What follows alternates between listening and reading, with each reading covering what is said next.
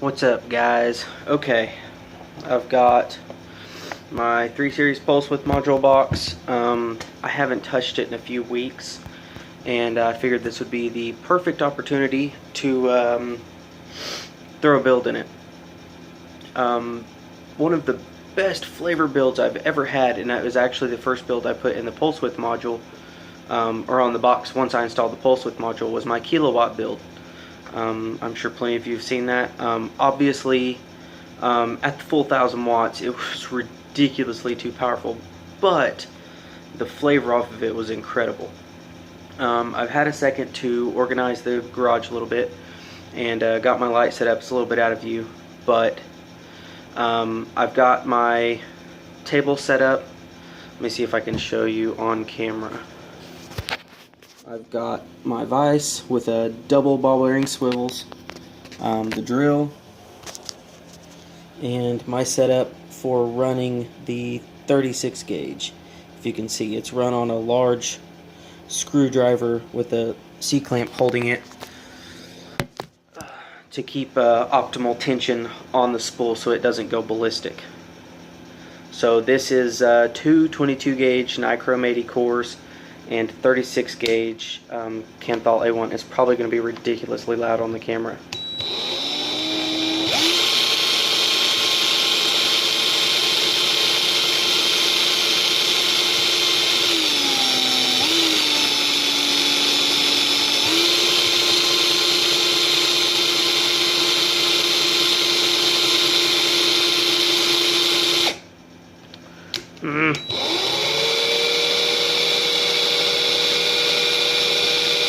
I suppose if I slowed down a little bit, it would probably work better.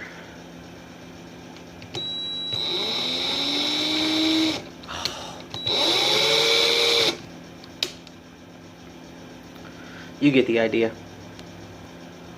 Okay, so I got all this done. It took me about 2 minutes.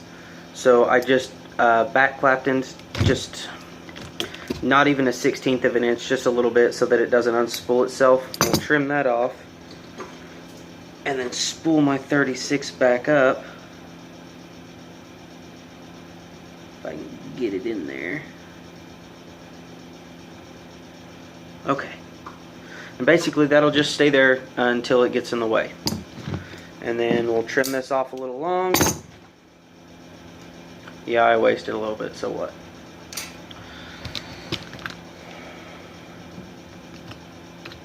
Okay, next step is pliers. Okay.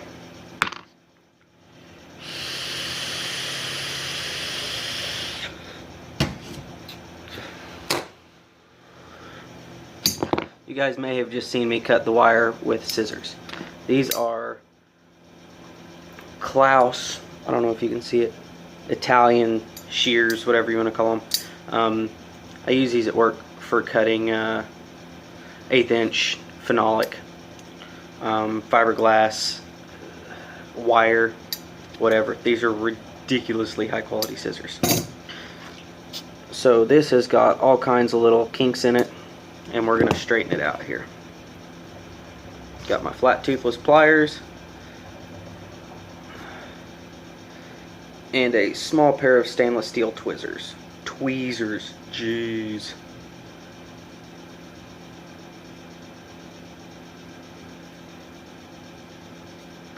I'm just grabbing it with the handle.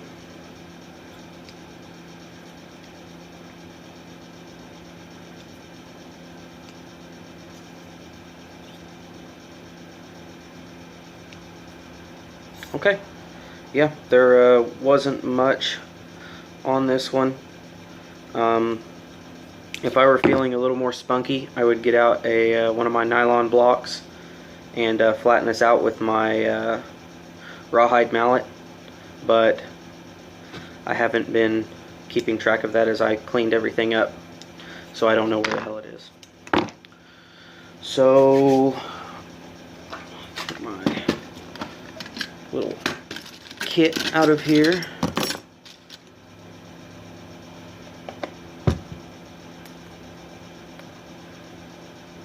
Maybe I should put you guys higher up. Magic.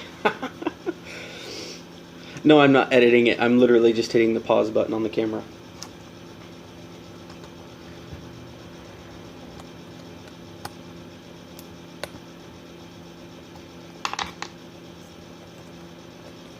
The old coils are 28, 24, all nichrome 80 claptons, and they're garbage. Okay. I had a... Oh, here we go. This is, I believe, a 9/64.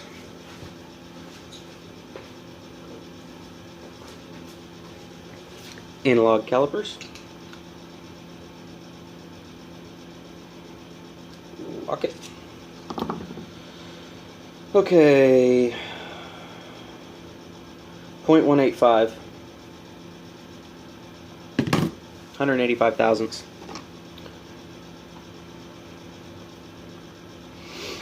Now, in rare instances, I would wrap a continuous, but considering that the holes are massive, there is 90% of the time there's no point to it. Basically, if I'm just short on the coil size, on the coil wire.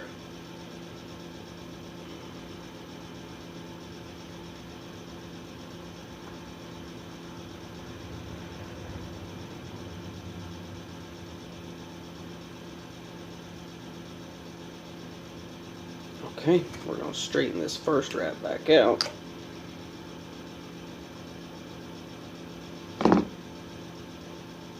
This is by no means a tutorial to show you guys how to build a wire capable of running a kilowatt, because about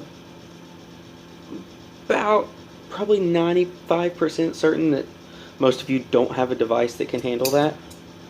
So I just did a 5 wraps on that. It's nearly identical to a 9/64. I'm not actually sure exactly what size it is, but I know it's very close. So I got 5 wraps on there, spaced, because the pulse width module, I have discovered at the frequency it's running at, likes to basically short across the coils even after you heat it and everything, if you don't have spacing. Okay, next coil.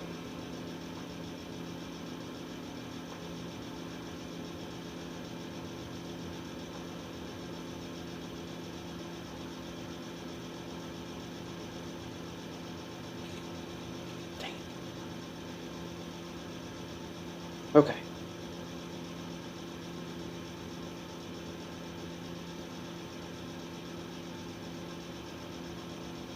Beautiful. Now we'll just trim the legs to match. And if you see, I just stack them up there like that.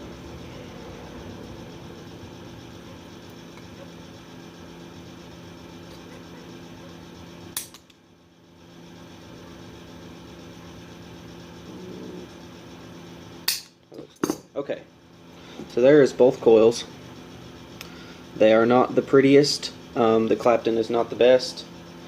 I'm extremely out of practice, but I do know that 5 wraps fits perfectly across the post, so I don't have to stretch shit out and move shit around.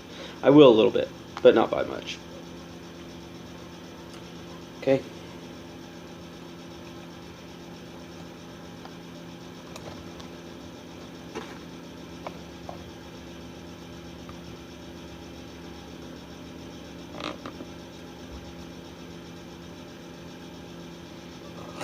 That looks pretty good.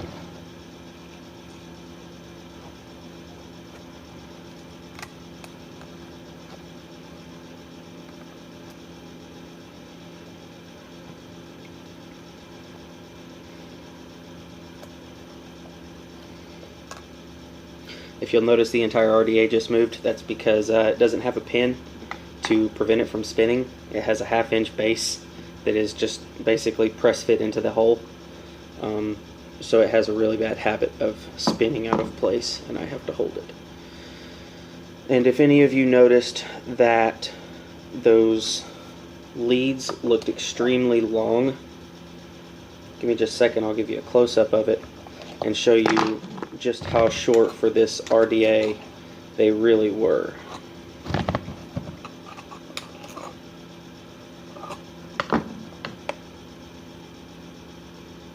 Yeah, they're not sticking out either side. The posts are 1/4 inch in diameter. They're not going to stick out. Okay, what's next? Make sure that there's good even spacing on these bad boys.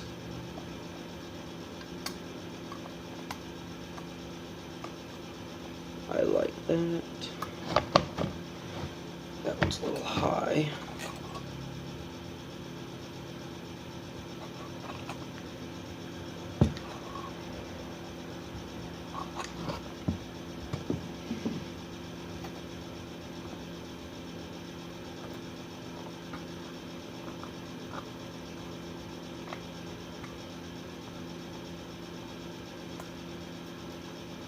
Okay, that looks fairly good if you can see that they're spaced well.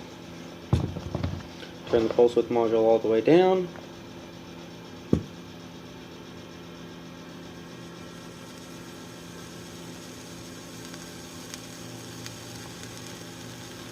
Ooh, very clean heat.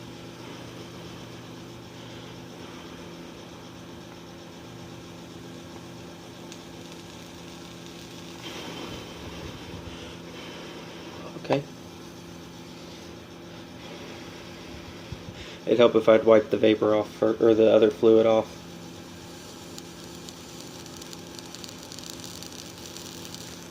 Yeah, one's heating up a little bit quicker than the other. We can fix that.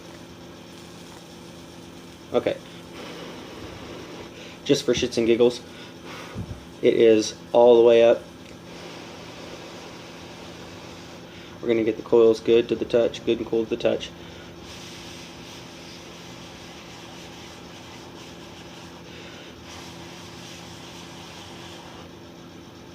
Okay. They're cool.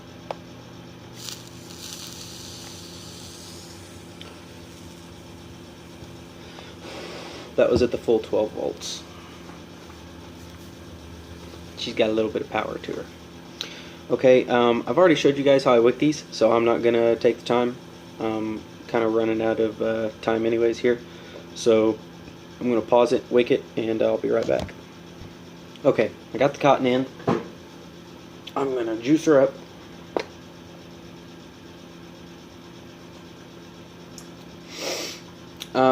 Yes, there are a few discrepancies here.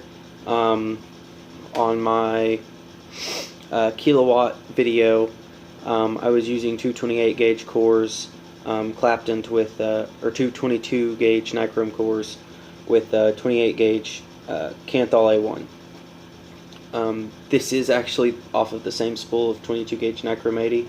100 feet of this lasts forever, for me at least. This is 36 gauge Canthal A1. I mean, I could take this thing and test it with a really sensitive meter and show you guys the resistance, and there may be a difference of a thousandth of an ohm, but the change in resistance is more how much it changes the diameter on the bit as opposed to the change of wire size, because obviously that outer wrap is so small it's not going to affect the measured resistance in that form basically at all. Electricity is going to take the path of least resistance, so if you use something like steam engine to do your calculations, you would actually need to take into account the size of your wrap in your diameter of the bit you're wrapping it with, which is something that I do. That's the whole purpose of having the calipers, is to be able to actually measure the material that I'm using and the wire size and figure out exactly what my resistance should be. 90% of the time I will actually check the resistance in that fashion before I ever get started. I will determine a set wattage that I want to run, the set voltage that I want to be at that wattage, and I'll determine the build around that.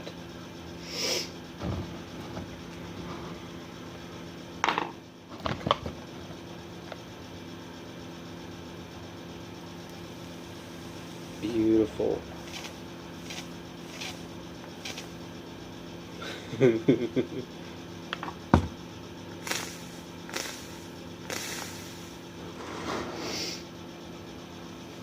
Hashtag cotton carnage. I like it. Damn it. That's nowhere near full power either. I don't know how long this cotton's even going to last. Before I drip juice all over the top of this thing, let's cap it.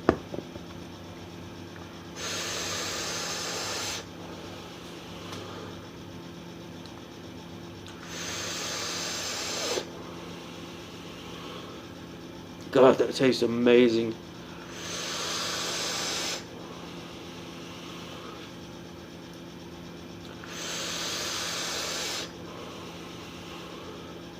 I think my lipo is actually going dead. Damn. It is. Let me get my backup. Okay, got my backup installed, got it all rewicked.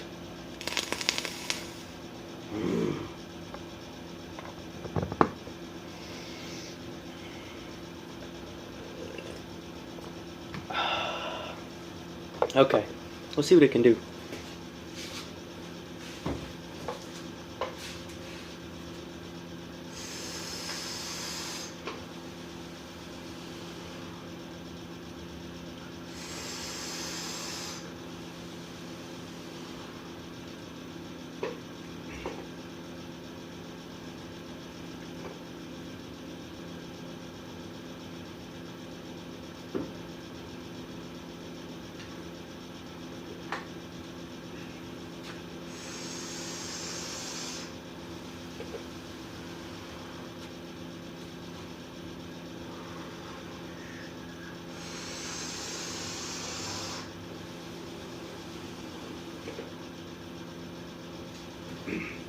Woo! Oh, I have missed that. That is not turned all the way up.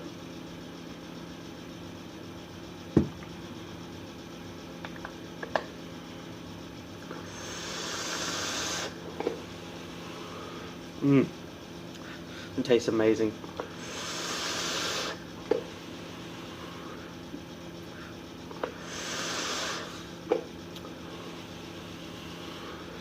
Thanks for watching. Vape on, guys.